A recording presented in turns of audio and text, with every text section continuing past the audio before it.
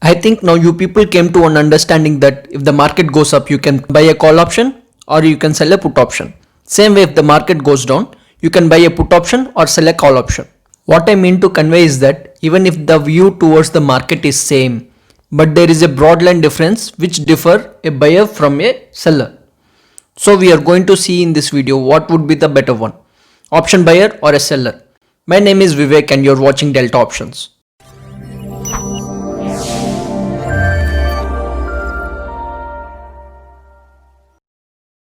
First, let us see the difference between option buyer and an option seller. Margins requirement for the option buyer is very less. Say suppose the option buyer can start the trading as less as 5 to 10,000. But whereas option seller, margins are very high for selling a particular option. For particular bank nifty options, the margin required for the option seller is almost 1.5 lakhs per a lot. For an option buyer, the loss will be very limited. But for an option seller, there will be unlimited losses. So, option buyer can lose only the premium which he has paid. But for an option seller, it is not like that. The losses will be unimaginable. It will be unlimited, we say. There will be unlimited profits for an option buyer. But for an option seller, it will be only limited profits. That means he will get profit what he has taken as a premium. Only that is the maximum profit, even how much market moves up or down. So if you are seeing these points, you will feel every point seems to be an option buyer having more advantage than an option seller, right? But then why we have an option seller as we have these many advantages for the option buyer? For every option you are buying, there is an option seller as well. This point is very basic and everyone should be aware of it. So what makes an option seller to sustain in the market even after having these many negatives? The one and only one thing which makes option seller more advantageous is that the option buyer have only 20 to 30% of winning rate. But if you take option sellers, they have 70 to 80% of winning rate. Yes, you are right. It is the option sellers who wins the most of the trades. Here it is not how much you win. It is how many times you win the trade. To explain this, let us go through an example.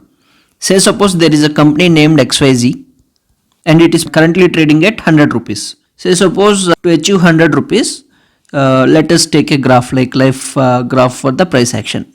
It has moved from 80 rupees, 90 rupees, 100 rupees, 110, 120, 130, 140. Okay. Now whatever the price it is trading, it is 100 rupees. So it will be the spot price. Okay. These are the different strike prices where options are trading. Say suppose the market is in bullish view. That means this XYZ company will move towards 110, 120. It might be any direction. So here comes buyer and seller. For a buyer, if he is in bullish view, like what he will think, he has to buy some of the call options which are out of the money to him. So for him 110, 120, 130, 140 CEs will be the out of the money call options. Say suppose for this expiry, he thinks this XYZ company will go for 140 rupees. Now he buys 140 rupees CE for say suppose the price of 50 rupees. The premium will be 50 rupees. Okay. So what the option seller will do? He has to sell some put options. What put options he will sell? He will sell out of the money put options. So for option seller, what will be the out of the money things? This 80, 90, those are the out of the money put options. So either he has to sell out of the money 80 put option or 90 put option. Okay, clear I guess. Let us assume he has sold 80 rupees put option at the rate of same we will keep 50 rupees premium. Okay. Now let us take a scenario where market is moving in the upward direction but it is quite slowly moving. Say suppose this expiry is for monthly expiry. Okay. This whatever the options they have bought or sold, this expires on the last Thursday of the month. Okay. So monthly expiry.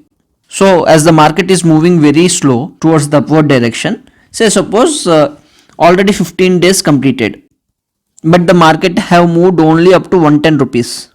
The price of the share completed from 100 to 110 rupees. But in another 3 days, say suppose the expiry will happen.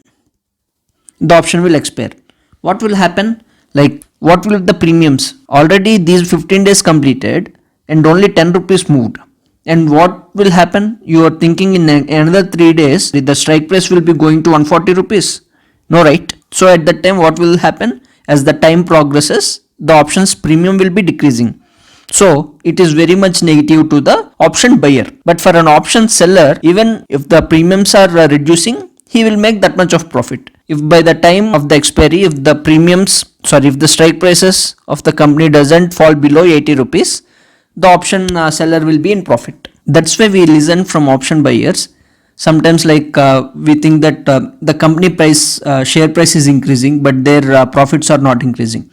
Because the days passes, the option premium reduces. It is because of theta value. That is nothing but, in other words, it's called as time decay. If time is decaying, option premiums will reduce, which is very much negative for an option buyer. That's why the company share price increases, their premium price decreases. So if you see in this example, even if the XYZ company achieves up to 130 rupees also, and it is not achieving 140 rupees, which is the call which the option buyer have bought, 140 strike price. Even if it reaches 130 rupees also, option buyer has the chances of losing his entire premium what he has paid.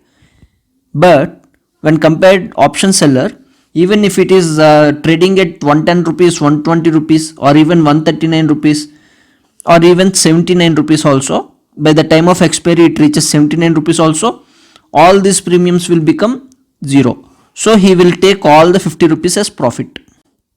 What we have to know is that for both option buyer and an option seller, the price has to move according to their view.